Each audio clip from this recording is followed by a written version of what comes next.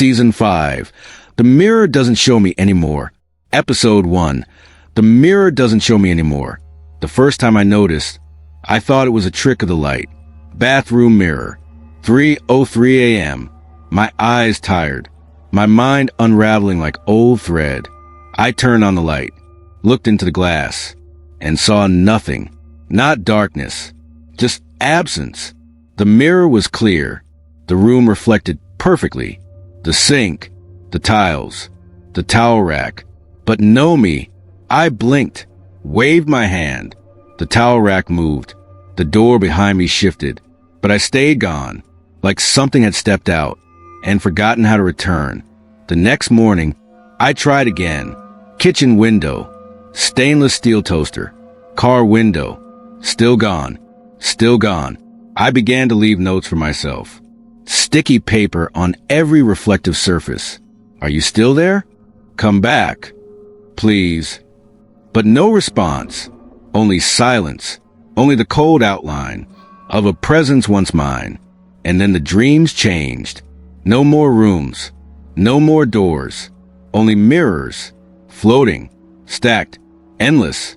And in each one, someone almost like me, not quite, off, their eyes too calm, their smiles too kind, like they weren't human anymore, like they had surrendered something I was still holding too tightly. One night, I heard it, a whisper from the bathroom, not out loud, through the mirror. We've been waiting for you to let go of shape. I asked, who are you? They didn't answer, not with words, with images. Me, sitting at a table, no mouth, no skin, just memory in a cloak of fog. Across from me, my mother, or someone wearing the memory of her. She smiled and said, "You're almost clear enough to stay." I woke up gasping, ran to the mirror. Still no reflection, but written in steam, as if someone had just stepped out of a dream. To unbecome is not to die. It's to return to what remembered you first. The mirror cracked, not broken, just woken. And inside that crack, a flicker, not me, but someone holding my shape with gentler hands. They looked at me through the glass and whispered, "You've been human long enough."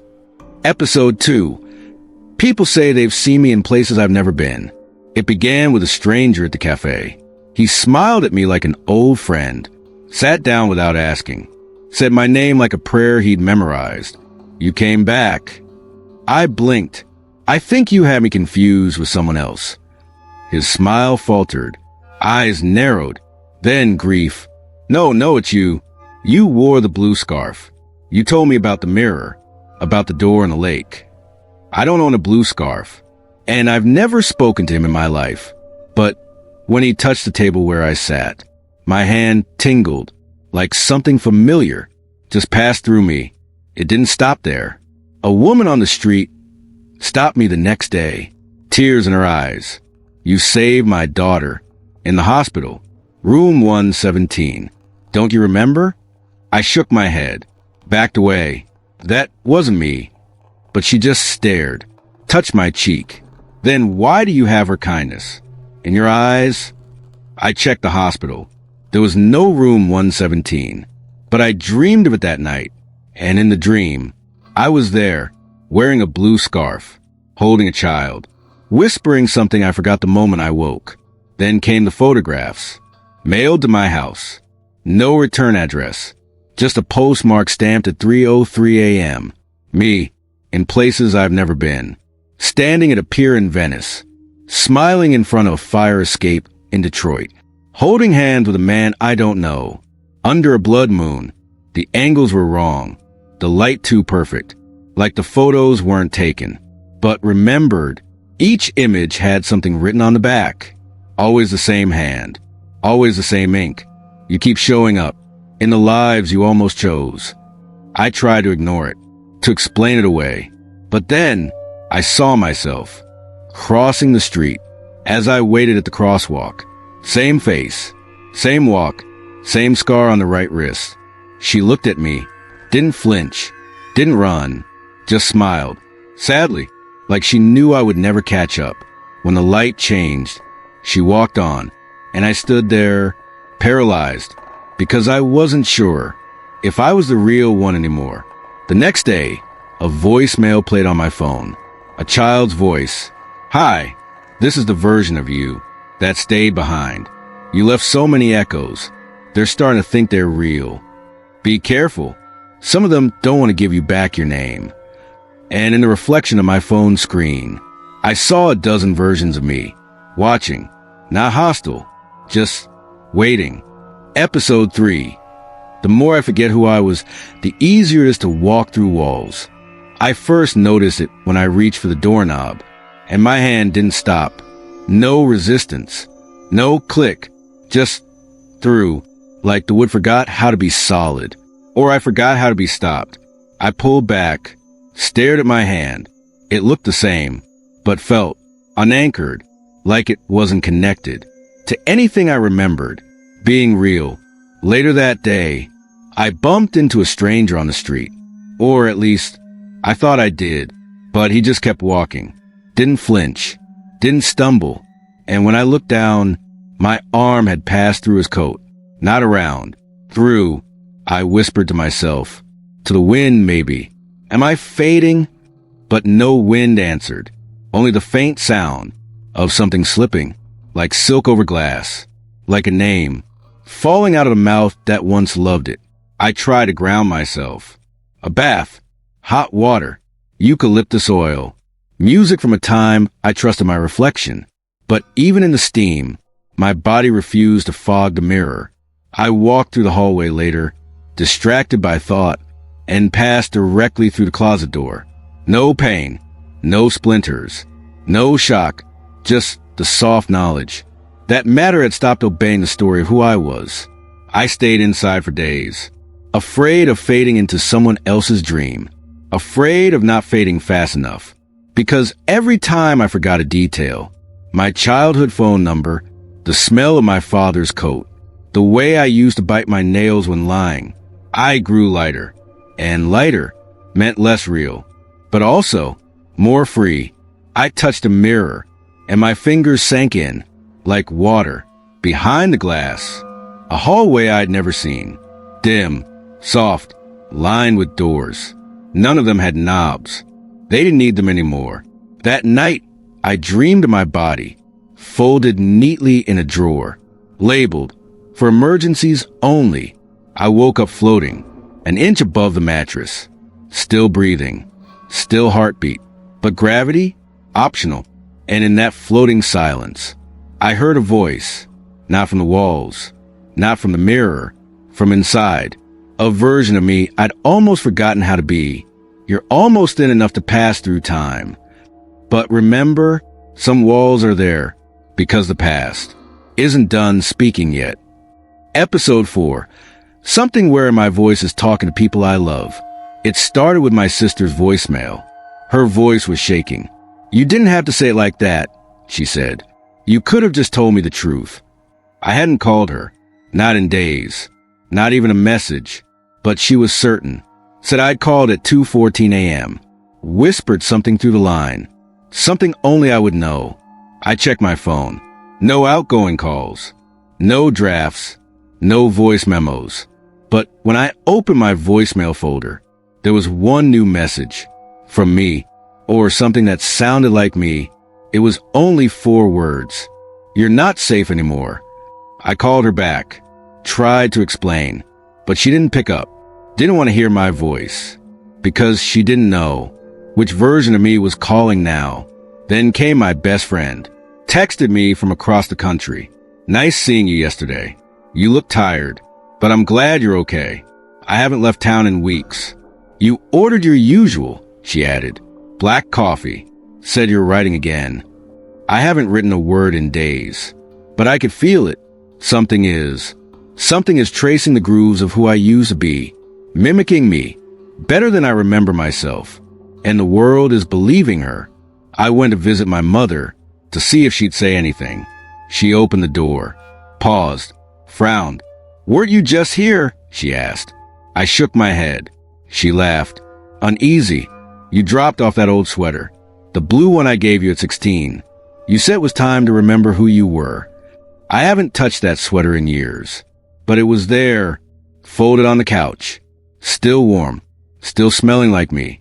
That night, I heard the voice again, from outside the house, in the dark, calling a name only my father used, one I hadn't heard since I was 6.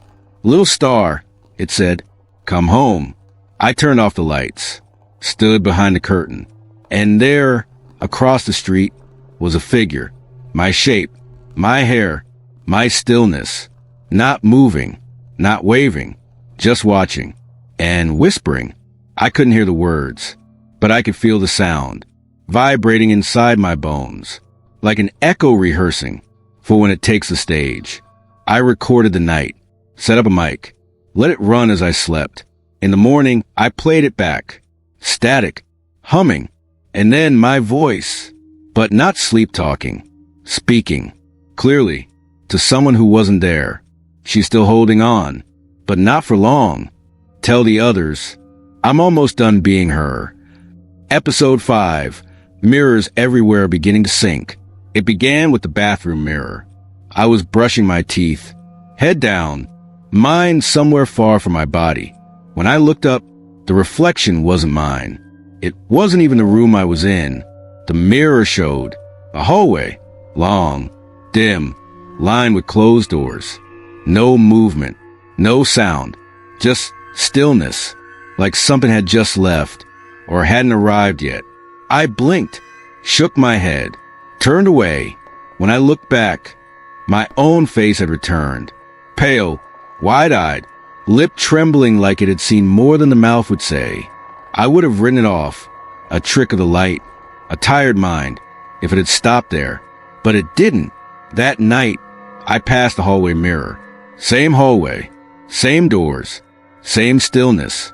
But this time, one door was open, just a crack. I grabbed a flashlight, held it to the mirror. The reflection didn't change. No beam, no light, just a hallway, as if the mirror wasn't reflecting at all anymore, just a showing.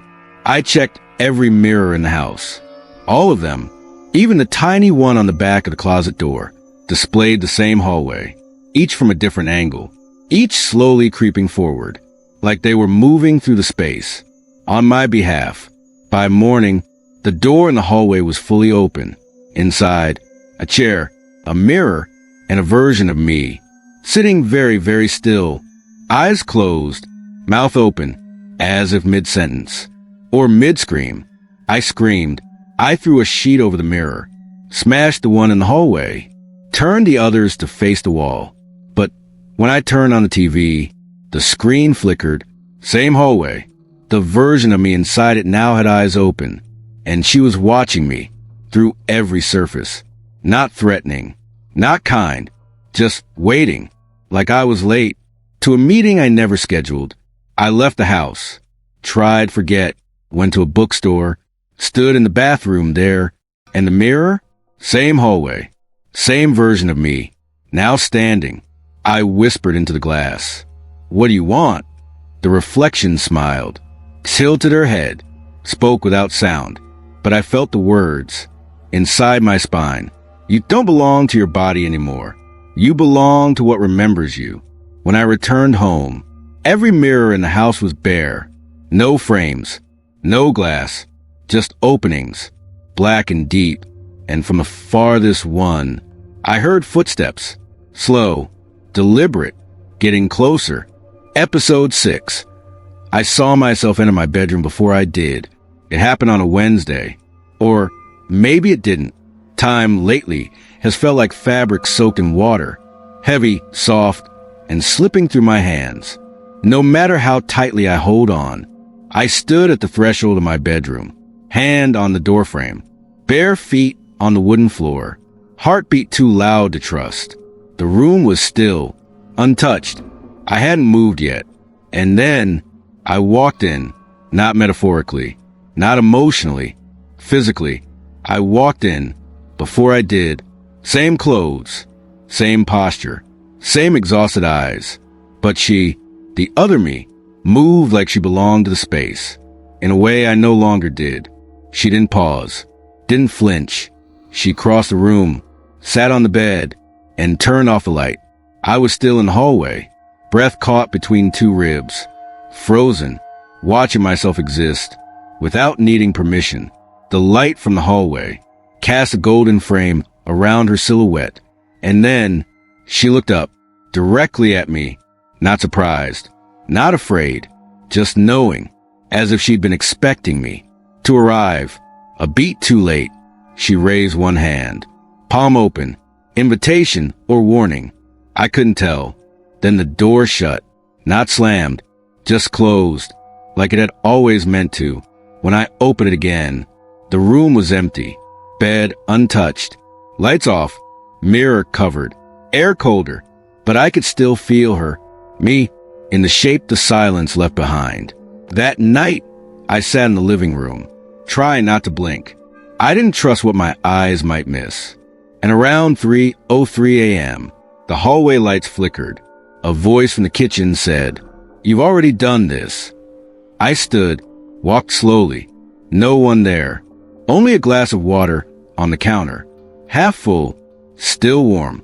And when I passed the hallway mirror, I saw myself again, this time older, eyes hollowed, hands shaking, like she'd been waiting too long for someone to catch up. She mouthed something I couldn't hear. So I leaned in, closer, closer, until my breath fogged the surface, and her words burned through the glass. "You're not being replaced. You're being repeated until you get it right." Episode 7. There are memories I don't recognize, but they hurt like mine. I woke up crying, but I didn't know why. The tears had already dried on my face. The pillow was damp, and my chest ached, like I had been holding someone. As they disappeared, the images were vivid, but wrong. A white kitchen I've never seen. A man with kind hands and no name. A clock that always stopped at 4:17. In the memory, he left, not with anger, not with betrayal, just a quiet finality, like he knew I would never follow. And I broke, in that white kitchen, with that stop clock.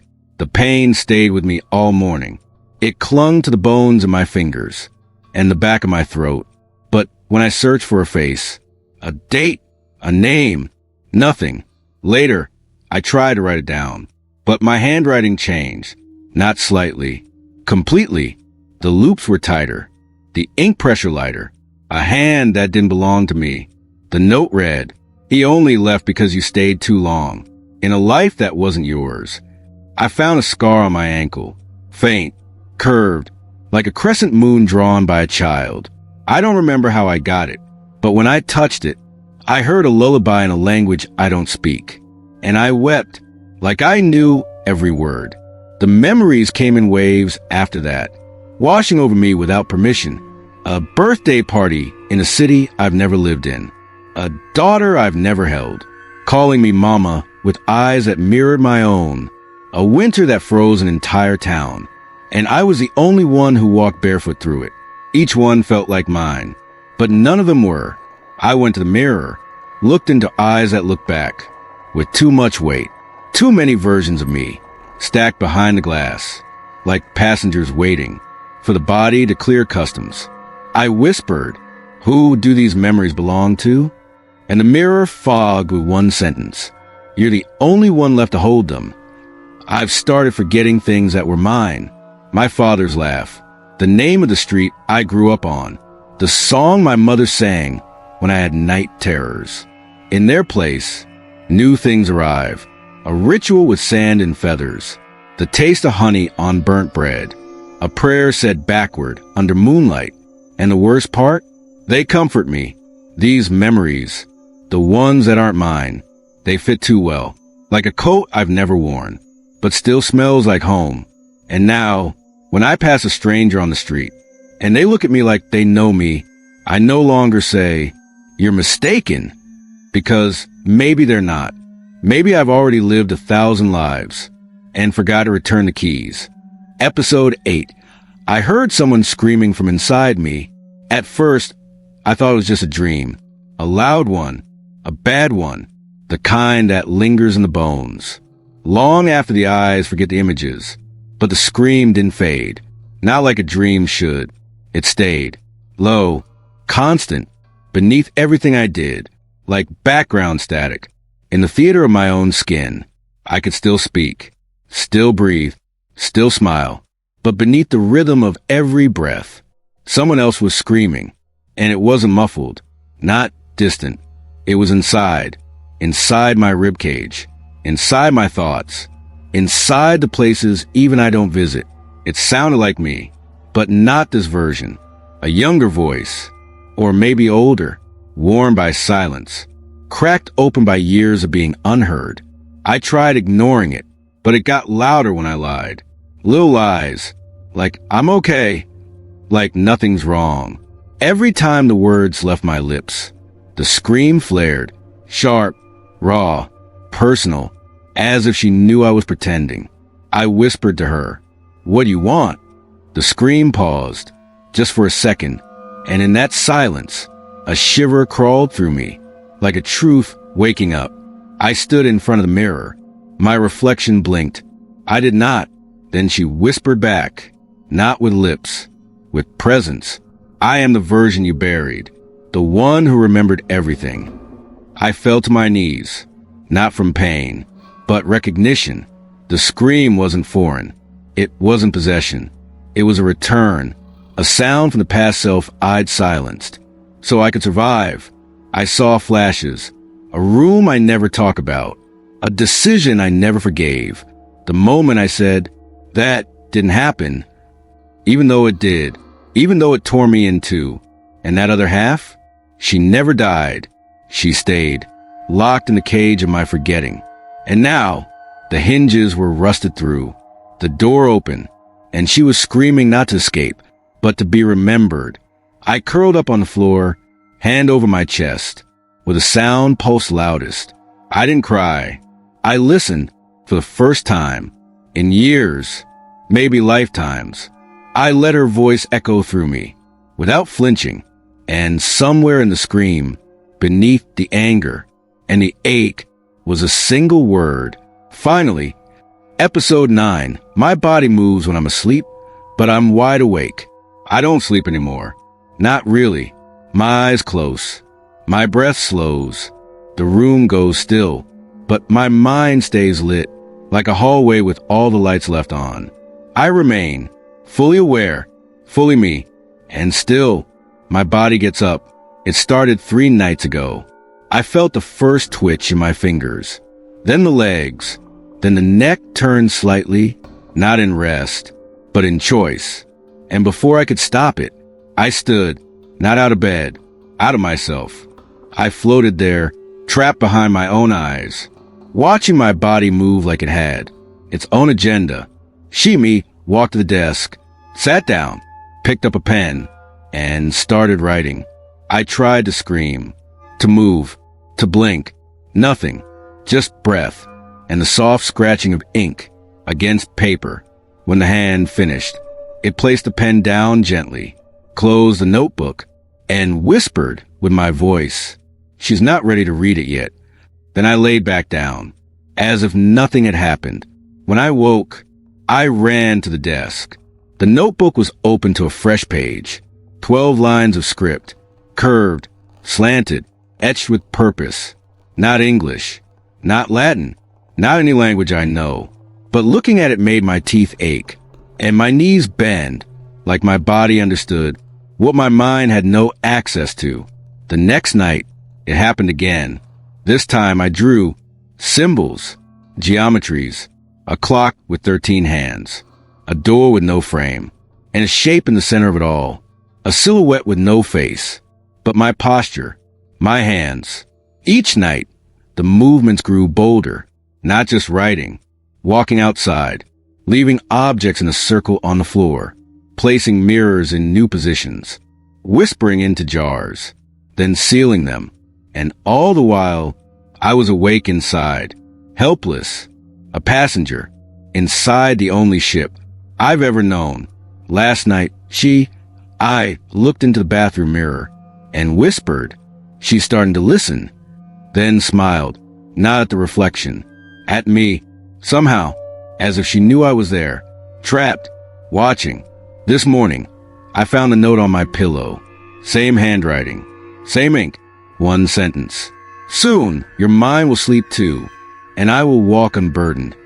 I still haven't burned the notebook, because something in me, something ancient and resigned, whispers, you already did that once. It didn't work. Episode 10. The house has started rearranging itself. When I'm not looking, it began subtly. A chair moved 3 inches to the left. A photograph tilted at an angle I know I didn't touch. The little things. The kind you blame on being tired. But tired doesn't explain. New rooms. Last Tuesday, I opened a door I swore led to the laundry room. Inside was a staircase. Narrow. Old. Made of wood that smelled like regret. I walked down 4 steps before the lights above me flickered, and the door slammed shut. When I opened it again, it was a closet. Empty. I stopped assuming anything. Started leaving chalk marks on the walls, thread lines on the floors, recording blueprints of my own house, like a stranger documenting foreign ruins. Each morning, they changed, not erased, moved, like the house wasn't hiding from me. It was rewriting itself to match something I had forgotten I once called home. I found a bedroom on the 2nd floor. It wasn't mine. It wasn't anyone's, but it was familiar. The window faced the wrong street. The sheets were folded like my grandmother used to do, and on the nightstand, a photo of me, smiling, wearing clothes I've never owned, standing beside someone whose face was scratched out with precision. I asked the house, not aloud but with presence, who lived here, and the mirror on the wall responded, not with words, with reflection. It showed me, wearing a different name, a softer face, a laugh I'd never heard, but missed with a deep ache. Rooms I sealed off, opened again, hallways I'd never seen, curved back into my bedroom. The kitchen sometimes had 2 sinks, sometimes none. The oven hummed old lullabies when I wasn't looking. Once, I caught the floor plan shifting, in real time, standing in the hallway, watching the door at the end slide to the right, like a piece in a puzzle, being placed where it always should have been. The attic began whispering. At first, it said nothing I understood, just breathing, shuffling, like a room clearing its throat. But yesterday it said, "You're remembering wrong." I asked it back, "Then show me." And that night, the house changed completely. The front door disappeared. All the clocks turned to 3:03, and on every mirror, written in condensation, "This is the version you couldn't survive last time." I woke up on the floor, fingers smudged with ink, notebook beside me, full, pages and pages of story. I don't recall writing, but that ends with a sentence I do remember whispering once, long ago, "If I ever return, don't let me in." I stood, walked through the house. It didn't resist. It opened, as if it was waiting for me, to be ready, to understand, not what it was, but what I had become, to deserve it. And in the room that used to be the kitchen, now a library of broken clocks, a door waited, no handle, just a word. Again, I stepped through, and the house exhaled like it had been holding its breath 4 or 5 lifetimes.